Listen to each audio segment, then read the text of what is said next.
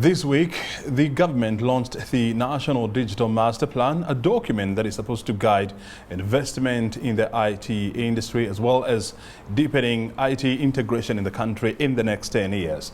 The document that is going to cover the period between 2022 to 2032 is quite an extensive document, and according to experts, this document is likely to change the face of IT ecosystem in the country. Joining us to help us understand more about the master plan is Cabinet Secretary in charge of ICT, Youth and Innovation, Mucheru.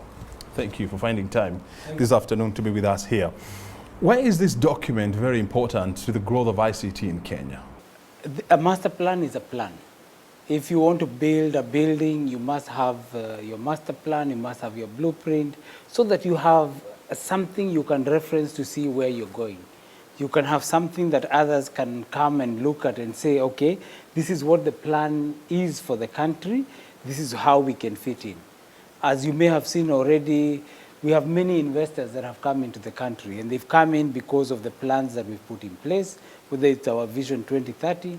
And so for the ICT sector, we must have a plan that clearly makes it clear for investors, both local and international, where do we want to go and what role can they actually play in that plan. So the importance of the plan is to bring and stitch everybody together. This is a plan for the country. The country is composed of private sector, the government, the regulators, the foreign investors. You know, you've got all the different players. And if all the players can see from one plan, this is where Kenya is headed, this is what we want to do, and especially for this ICT sector, then it is going to be a good roadmap, but also a guide for everybody to know which place that they can play their part and how they can benefit. The ICT industry, I mean, it keeps on evolving on a daily basis, on a weekly basis. So how are you going to ensure that even as you put a 10-year plan, you know, the plans that you have will be important and relevant 10 years to come? I think one, even as we are catching up with the rest of the world in terms of technology, we can learn from what other countries have been doing. And therefore, we are not starting from scratch. We are not saying that we are the only ones that know what's going on. So we can see what other countries have done. So we have borrowed from other countries. But at the same time, there are some fundamental things that we know will continue, whether you want to change new technologies or introduce new things. So one, we need to train people. So the fact that we need to train people on new skills doesn't mean the skills are defined now. They will be defined as you move along. If new things come up, they'll be part of the training, ensuring that every Kenyan, for instance, in the master plan, we've said we want to train 20 million Kenyans on technology. We've said we want to train 300,000 civil servants, and we're going to use 10,000 professionals to do that training and bringing everybody together. We haven't gone as far as prescribing and saying, now you will train them on ABC. We are saying we're going to train, and so whatever is current, whatever is important, we will actually do that. And we've already seen some companies who have seen what we've done. They've already been doing an audit of, say, civil servants to know what skills they have, and then they're offering the training because they want their products to be the ones that these people are going to use because they are well trained in it. So we're beginning to see that competition, people coming in and training, others coming in and setting up, because once you set the foundation, whatever you build is easy. Everybody can see what they want to build. You've got a strong foundation.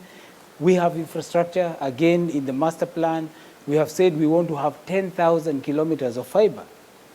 10,000 kilometers of fiber means we'll have connectivity everywhere. We've said all 40,000... 100,000 kilometers or 10,000? 100,000 kilometers. We've already done 10,000 already with the current NOFB, the National Fiber Optic Cable. We're also saying we want 40,000 schools to be connected, all of them to have full broadband connectivity with 15,000 health centers. We're saying 20,000 hubs, ICT hubs for youth across all 1,450 wards that we have in the country. So these are plans that we're putting in place. If the technology improves, then well and good. maybe we'll have better fiber or better speeds, or maybe we'll use a new technology. But the master plan and the plan is that that's what we want to do. And I think we are moving in the right direction. And this is not the first time that we are having a national digital master plan. I mean, we had one since from 2013 to 2017. What would you say that master plan helped this country to achieve? So that was the master plan, but what we do is we break it, like even this one, which is 2022 to 2032, we will break it in 5-year cycles so that you can review and see where we are going. The beauty of the plans that we've had before is that we've actually exceeded the expectations that we had in terms of just putting up, whether it is infrastructure. We have 6 cables. You know, we just recently launched the Peace cable, which landed, and that cable alone is more capacity than all the other cables combined. All the other 5? Yes, all other 5. It's over 16 terabits of capacity that is coming in. It's faster, it's newer, it's better. But, you know, these are things that are happening. It's private sector investment, $400 million, which is a huge, huge amount of money. That's over 45 billion shillings that they've invested just in the cable. So they looked at our plan, they looked at where the country is going, and they saw that not only are we matching the plan, we're moving forward. So we promised we would put the data protection laws in place, and we would hire the data commissioner. Now look, today Amazon have just launched their local node, because the rules and the laws we promised would be in place have all been put in place. So they invested earlier, now they're expanding the investment. So those roadmaps really help to make sure that you're harnessing and bringing all the different players together so that the country itself grows and gets better. You're talking about connecting about 25,000 public schools? 40,000 public schools, because that's primary and secondary. We want to make sure they're all connected. Most of the universities are already connected. They are part of the KenNet network. So we want to make sure all these are connected as well. What impact will this have on our students? I think the first thing is education has changed. Now we've gone into competency-based curriculum. So people are not necessarily being taught to cram. They're being taught to understand. And you know, the volumes of information that are available online will allow any of these students to be able to go online. Obviously, the curation of the content will be done through the Kenya Institute of Curriculum Development, so that we're not exposing our kids to content that they shouldn't have. But it means they can, first of all, be able to access whatever documents they need. Number 2, they can access each other. They can access other teachers. Teachers can connect to other teachers. They can all start engaging. And the result is that the corpus of information that we will have, the quality is going to be improved because more and more people are adding to it. So someone in a remote location is able to travel to another using even virtual reality because they have the connectivity in place. And then it will put us at par with the rest of the world, because when you want to innovate, when you want to do better things, you have access to the content, you have access to the information, and of course all the other things that come with having access to the internet. So it's an important part. You know, it's communication, and that's critical. I mean, it's proper to do that, especially in urban centers, in Nairobi, in Kisumu, in Mombasa. But how are you going to ensure that the same services enjoyed by students in Nairobi are enjoyed in Ilat village in Baringo County, for example? You know, the Constitution and devolution has helped us. Actually, we have a lot more urban areas in the country than we used to have before. The requirements to be able to ensure all these places are connected. Today, every county and sub-county already has fiber. We've connected them. As far as the mobile networks are concerned, we are at 96% already with 3G and 4G coverage across the country. You've seen the president's last mile project on energy. ensuring that, we've got now over almost 8 million homes that are connected to electricity. So part of the whole process of ensuring that the schools are all connected, as well as the villages around the schools, is what you're seeing happening now. Everybody questioning, is every polling station connected? And actually, when you listen to IBC, when they've given, although they haven't given the full list, we're seeing we're already at more than 95% coverage of all these polling stations. So from that perspective, there's nothing remote about the country. The Constitution says we must connect everybody, says we must ensure we have 100% coverage. And so through the Universal Service Fund, we're ensuring that the coverage is there.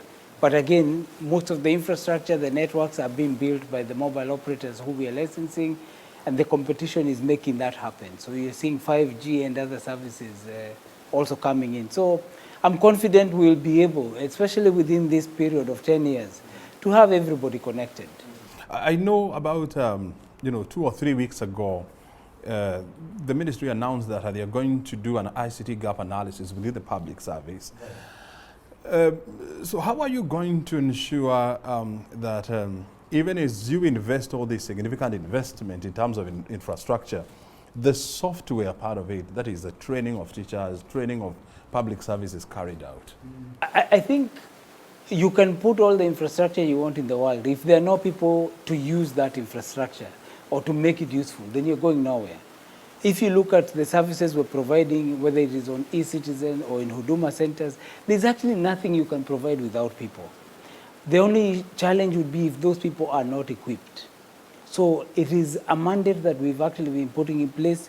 We've hired a lot of ICT officers already, all of them with computer science or computer engineering degrees, and are coming in and going to all these different institutions. We have hired, through the Presidential Digital Talent Program, now it's over 2,500 young people that have come, and they leave university, they come and engage, or they're coming in as interns, they work for private sector, they work for government. All those are critical.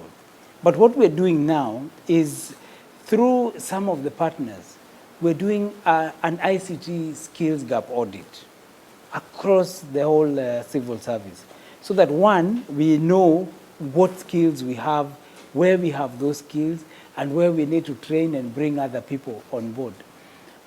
You remember probably the last time we were having these interviews, you would be asking me questions about IFMIS, because IFMIS is having this problem. We haven't talked about IFMIS in a long while, because not only did we train people, but we ensured that the stability of the network, the infrastructure is in place. And usually that is the one thing that counties would have complained about. All those are working. So we have a lesson that we've learned on how to train, how we need to bring people on board, and that's what we're doing, even with this master plan. When you look at the master plan, it also talks about digitizing about 5 billion records, public records. That calls for significant amount of storage capacity. How do we plan to roll out that process, and what kind of manpower will be required to execute such a huge mandate? You'll be happy to know that our national data center, which we've built at Konza, alongside the other data centers that we have, that 5 billion will not even be 5% of the storage and processing capacity that we have there. We've already significantly invested for the future to make sure we have significant capacity, not just for government, but also for private sector, so that all this digitization that we're doing, because we're digitizing whether it is lands records, whether it is health records, whether it's all the education records, all our records, and putting them there, that allows us to have a lot of flexibility. And you've seen there's also all these investments that private sector is making, whether it is the data centers that Amazon is putting in place, or Safaricom, or the East African data center of Liquid. All these people are putting it up infrastructure that will be available to us as government. And of course, the cloud and all the other services that are there. So one, I think digitization is not something that we can ask whether it's going to happen. It will happen. So the question is, are we going to be ready? And as government, we're making sure we've planned, we put in the right infrastructure and the right capacity so that even as we digitize, we are putting all that into a system that is secure, manageable, with all the protections of the data commissioner and others to ensure we will actually move smoothly without any hindrance. So my assurance to you is that we have sufficient capacity. Not we will have, we actually have. It's already in place, and you can go to Konza just to see an example of what we have. And what is going to be the role of the private sector in the implementation of this master plan? I think the private sector has a very, very big role. There are areas where commercially government has to provide certain services. For instance, the digital ID, Huduma number, that is only government that can provide. But when you have provided the Huduma number, then it makes it easy for mobile operators to register people. It makes it easy for banks to be able to register people and to know who these people are. It helps security services. And for private sector, now they can trust that when you present your ID, your Huduma number, that you're the one. They can trust when you've gone to borrow that you're the one, which then means people don't have to continuously come and physically be identified and so on. So we're putting in safeguards and systems in place that will now allow private sector to know, one, this is what the government has put in place, but they themselves are the ones that are going to do business. They're the ones that are involved in innovations. They're the ones that will now make services become better and better. Yes, there are those services we provide as government, as I've mentioned, Huduma number, maybe the ID, the passport, but all the other services is private sector. Whether it is education, whether it is health, government will provide, but also private sector will provide, all the engineering work, so many things. Talking about Huduma number, and we definitely know the challenges, this process has faced, since it was launched in 2018. The master plan also talks about a smart ID with a unique identifier. Is it the same as Huduma number, or this is going to be a different? It's the Huduma number. And Huduma number, now we are rolling it out. We have gone through all the processes. Whereas it took time, I think that time was good because we've been able to put in place all the requirements that the country has to ensure that people's data is managed, is secure, and nobody has data that they don't need. So all that process has assisted us, not just for Huduma number, but for all the other requirements. Those are critical. Like maybe I shouldn't give examples, but when you look at where we're headed, people who are collecting data, they must manage that data. Data in future is the oil, is the future of even business. So if people have your personal data, whether it is health data or financial data or legal data, you want to be able to have control of that. And so as we move on, Huduma number has helped ensure that all those areas will be well taken care of. So now we are confident that the systems, the work that has been done will ensure for the future we are quite safe. Talk about the planned regional submarine management and maintenance and depot. What exactly is that? So there are now so many cables on the East African coast, even West Africa, in all these areas. And we want to be able to attract the ships and the people who repair these cables so that they can actually come and be based here in Mombasa, be based here in Kenya.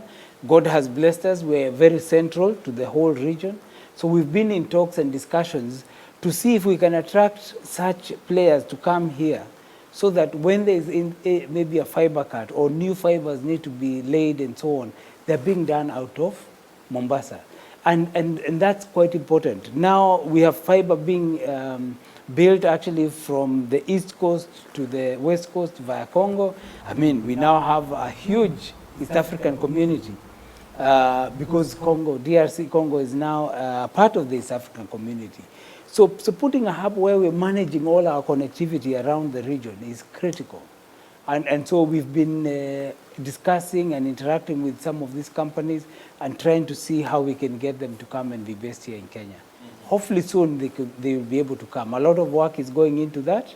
And you know, this is the president's vision of ensuring that Kenya is a hub for not just the data and all that, but also the infrastructure, and that, you know, we're getting one continent. Still on the issue of depot, I know in Africa, it's only South Africa that has a submarine maintenance depot. How significant is this kind of an establishment in Kenya? We are currently seeing the number of cables coming in increasing significantly. And, you know, people will continue to rely on these cables more and more. Now, if there is a cut and people are relying on it, it's the same question people have on mobile money, that if M-Pesa stops working today, what are we going to do?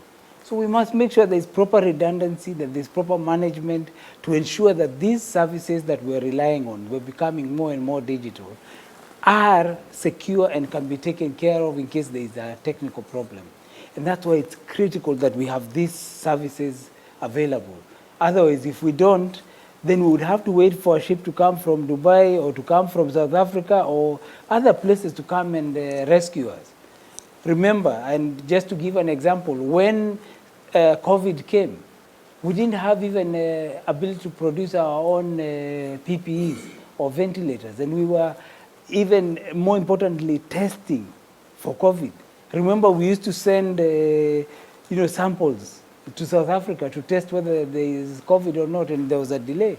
We don't want that even on technology. We want things to be happening at home, and that's why we want to put this in place. You talked about increasing connectivity in Kenya, and you're talking about a connectivity rate of almost 95%. But when you look at the interactions, of Kenyans with all this connectivity, it's quite low, at about 35%. How do we plan to upscale these so that the usage is commensurate with the investment? I think I may want to correct. I hear you saying it is 35%, but remember, we had the discussion of we want to digitize government. All those documents, we need to put them into the data center. But if we put a data center that can only take what we need today, then we'll only be using 35%. But we've put, we'll be using 100% or 95% as you would want.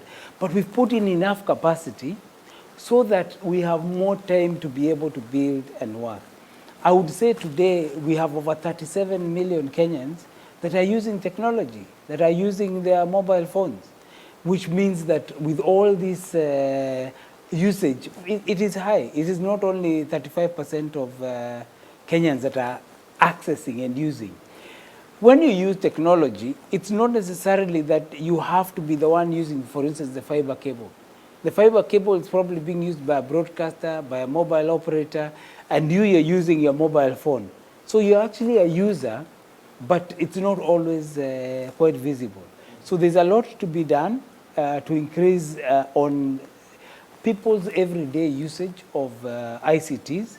But I would say in Kenya, we're using a lot more than 35%. But in terms of, when you look at, mobile connectivity in this country, you're talking about more than 100%.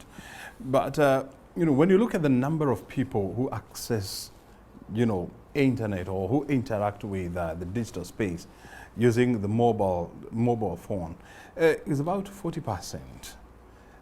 How then do we encourage more people? And the question of cost, cost of gadget, has always been a challenge in this country.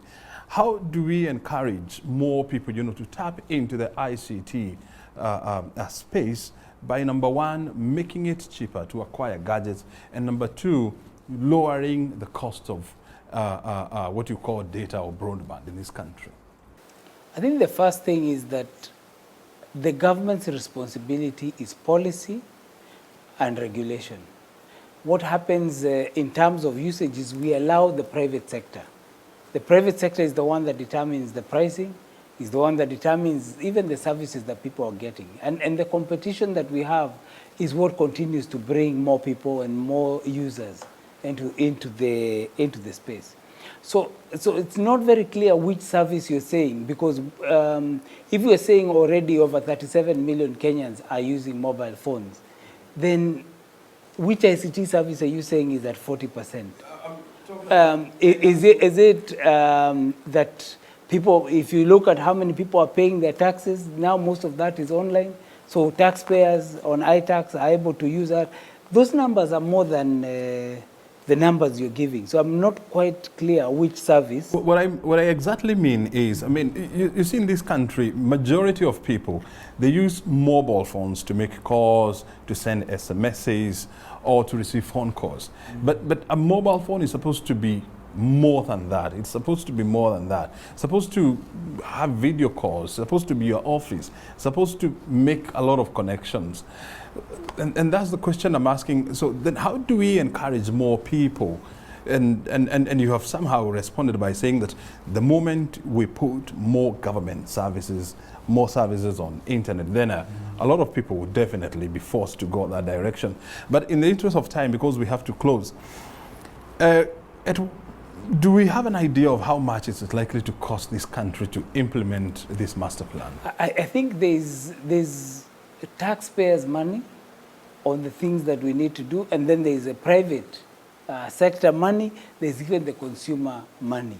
If you look at where we are today, you can't give just one number, but I would say close to $40 billion. $40 billion. It's about 4.2 trillion. Is what we've been discussing just on Smart Africa, ensuring that we connect all the countries together and ensure everybody's got the connectivity that they need. These are some of the areas, and you're talking of over 10 years. The investments will actually increase. So I would say the portion of Kenya, maybe it's 10 or $20 billion that we need to invest over the next 10 years.